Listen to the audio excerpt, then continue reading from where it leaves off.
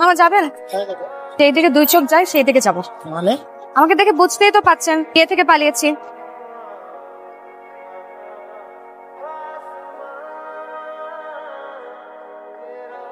Excuse me, জি বলেন। অ্যাড্রেসটা কোথায় বলতে পারবেন?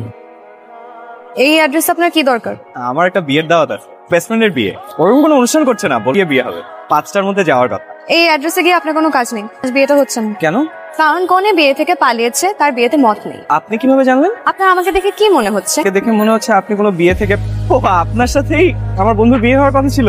আসলে ভালোই হলো, আমার চেম্বারে একটা কাজ আছে, বিয়েটা হলে আজকে কাজটা হতো। থ্যাংক ইউ আপনাকে। আমি বিয়ে থেকে পালিয়েছি, আপনি অবাক হচ্ছেন না? অবাক হওয়ার কি আছে? তার বিয়েতে মত নিয়ে আপনি পালাবেন, এটাই তো স্বাভাবিক, তাই না? আমি বিয়ে থেকে 3বার পালিয়েছি। হাজী সাহেব বললেন বাবা বলো কবুল। আমি বললাম যে 1 মিনিট, বাথরুমের কথা বললে। 3বার বিয়ে থেকে পালিয়েছেন? এনিওয়ে আমি আসি, হ্যাঁ আমার চেম্বারে রোগী ওয়েট করছে। আপনি ডাক্তার? বাসা থেকে পালিয়ে গেলি কিভাবে পারলি? আমাকে ভুলে যেতি, সবার সামনে কিরকম ছোট। টানিয়ে গেলে সেটাকে কি পালানো বলা হয়? তাও তো তোর যে ছেলেটাকে পছন্দ না, এটা আমাকে আগে বললেই হতো। তুমি আমার কোনো কথা শোনো, এভাবে না দেখে শুনে কাউকে বিয়ে করা যায় নাকি? তোকে কালকে ছবি দিয়ে গেলাম না, বললি টেবিলে রেখে যাও। এভাবে না বিয়ে হয় না। একটা ছেলেকে বিয়ের আগে ওর সাথে কথা বলতে হবে, ওকে জানতে হবে, তারপর না হয় আমি সামনের কথা ভাববো। আমার বিয়ে হয়নি তোর বাবার সাথে, তোর বাবার মুখ দেখেছি আমি বিয়ের রাতে। তোমাদের সময় আর আমাদের সময় একই, তো আমার কোনো কথা বুঝোই না। আজ শোনো, একটা কথা হয়েছে, আমার অনেক খিদে লেগেছে, তুমি কিছু খেতে দাও তো। দিচ্ছি।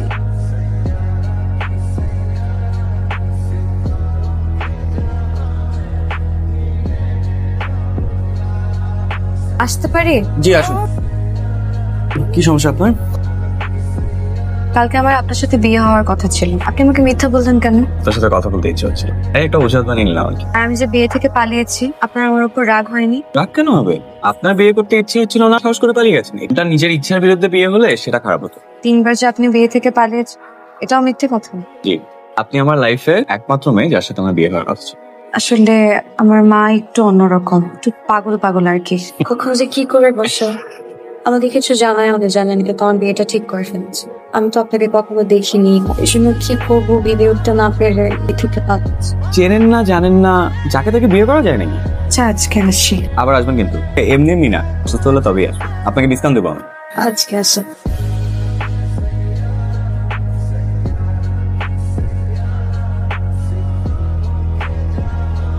থামেন তো, একটু একটু বামে থামেন তো। কি হয়েছে? থাকতে বলিস কেন? একটু আসছি। এই দেখো,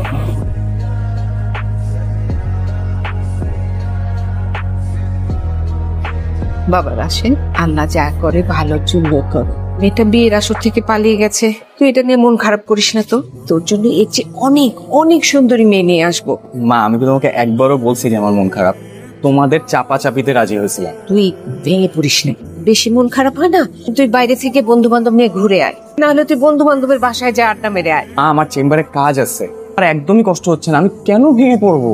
আমার ছেলেটার বিয়ে যে কেন এভাবে ভেঙে গেল, আমি এরকম একটা ভেবে নিতে তোর বিয়ে ঠিক করলাম।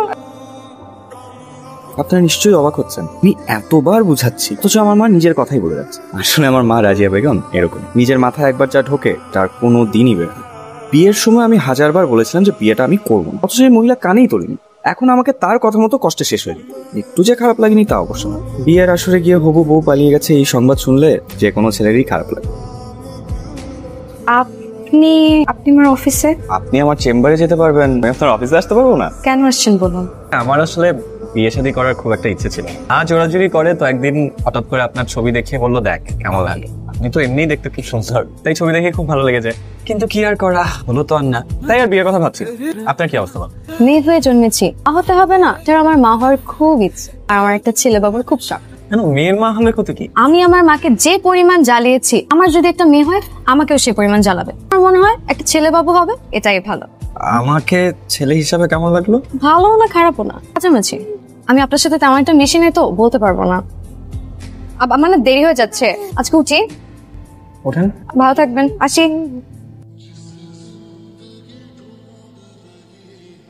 হ্যালো। হ্যালো, কেমন আছেন আপনি?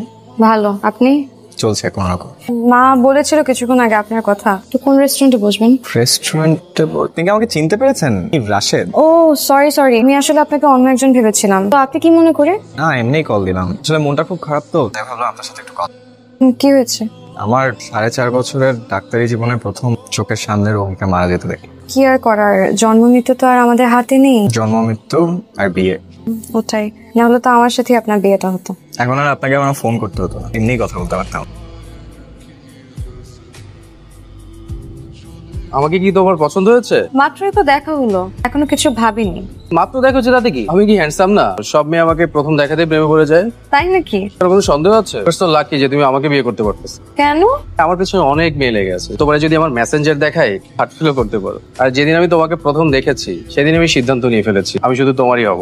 শোনো, আমার কিন্তু টাকার অভাব নাই, আমি সারা জীবন তোমাকে রাজরানীর মতো রাখতে পারবো। আচ্ছা আচ্ছা জানো, আমি একটা প্ল্যান করেছি। প্ল্যান হচ্ছে আমরা বিয়ের পরে তোমাকে একটা BMW গিফট করবো। আমার এত দামি গাড়িতে চড়ার শখ নাই।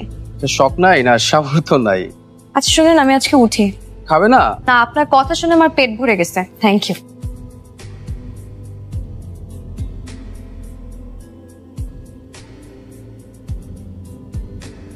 এই যে আপনি বৃষ্টিতে ভিজছেন কেন?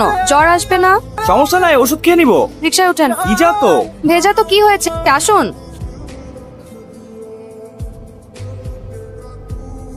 আপনিও একটা ওষুধ খেয়ে নিন, প্রেসক্রিপশন লিখে দিব। ওকে ডাক্তার সাহেব।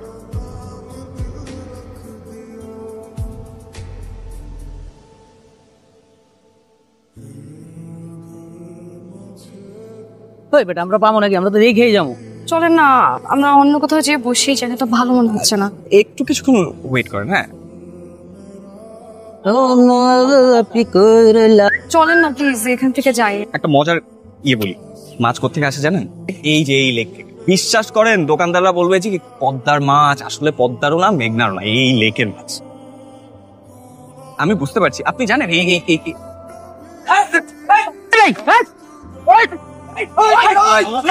এবার এখান থেকে যাওয়া যায়। তাহলে আপনি করছেন এগুলো, তাই না? কি মনে হয় আপনার? আমি শিওর আপনিই করছেন। রাশেদ দেখ কে এসেছে, তোর বাবার অফিস কলিগ রবি আঙ্কেল আছে না, তার মেয়ে সোমা ইউনিভার্সিটিতে পড়ে, খুব ব্রিলিয়ান্ট স্টুডেন্ট। তোরা বসে গল্প কর, আমি চা বানিয়ে নিয়ে আসি। বসো। দেখুন, আমি সবটা শুনেছি। মেয়েটা বিয়ের আসর থেকে পালিয়েছিল, সেখানে আপনার তো কোনো দোষ নেই। আপনি এত ভেঙে পড়ছেন কেন? বিয়ে স্ট্রং, আপনি না ডাক্তার। আচ্ছা, এই কথাগুলো কি আপনাকে মা বলেছে? হ্যাঁ। তাকে নিশ্চয়ই এখানে নিয়ে এসছে আমার সাথে বিয়ে দেওয়ার কথা বলে। ওই মেয়েটা বিয়ের আসর থেকে কেন পালিয়ে গেছিল, এটার আসল ঘটনাটা কি বলেছে আপনাকে? সেটা আবার কি? মেয়েটা জেনে গেছিল যে আমার আগে একটা বিয়ে ছিল, একটা বাচ্চাও আছে। আসলে আমার আগের বউটা গলায় ফাঁস দিয়ে মারা যায়, তো মানুষের ধারণা সুইসাইড না মার্ডার। কি বলছেন আপনি এসব? সত্যি, এত কিছু জেনেও আপনি আমাকে বিয়ে করতে রাজি হয়েছেন, এটা শুনে আমি খুব খুশি হয়েছি। আমার না একটা আর্জেন্ট কাজ মনে পড়ে গেছে, আজ আমি আসি। আরে যাবেন কেন? আমরা বিয়ের ডেটটা ফাইনাল করে ফেলি। আজ আমার আর্জেন্ট দরকার আছে।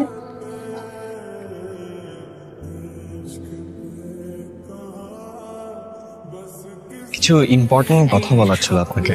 বলেন না। আপনার সাথে তো আমার বিয়ে ঠিক হয়েছিল, বিয়ের আসর থেকে পালিয়ে গেছেন। আপনি আমাকে চিনতেন না, জানতেন না, কিন্তু আসলে আমি আপনার ছবি দেখেই আপনাকে আমার খুব ভালো লেগে যায়। স্বপ্ন দেখি যে আমাদের বিয়ে হবে, সেই স্বপ্ন পূরণ হয়নি, বাট দেখুন এত কিছু পরেও আসলে আপনার সাথে আমি যোগাযোগ করি, কথা হয়, বা একসাথে ঘুরি ফিরি। এখন তো নিশ্চয়ই আপনি আমাকে চেনেন, আমি কি ধরনের ছেলে আপনার একটু হলেও আইডিয়া আছে। তিথি, আমি আপনাকে বিয়ে করতে চাই।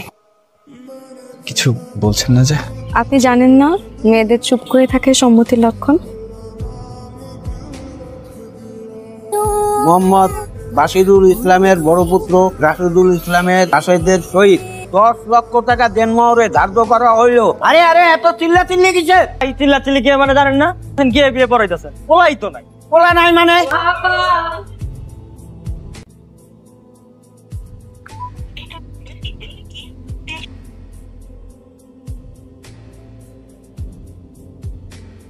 কি ভাই আসছেন কে?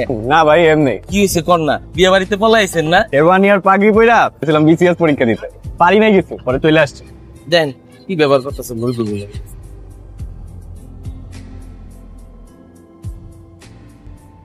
মেয়েদের একটা অদ্ভুত গুণ আছে জানেন, তারা কষ্ট পেলে চোখের পানির মতো ঝেড়ে ফেলে, ছেলেরা সেটা পারে না।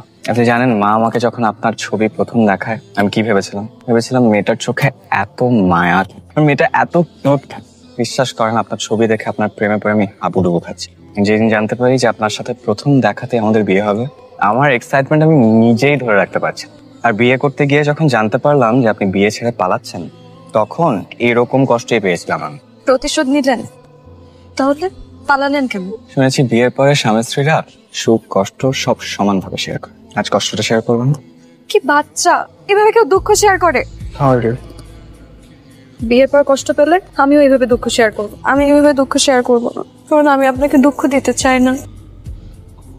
আমিও চাই না।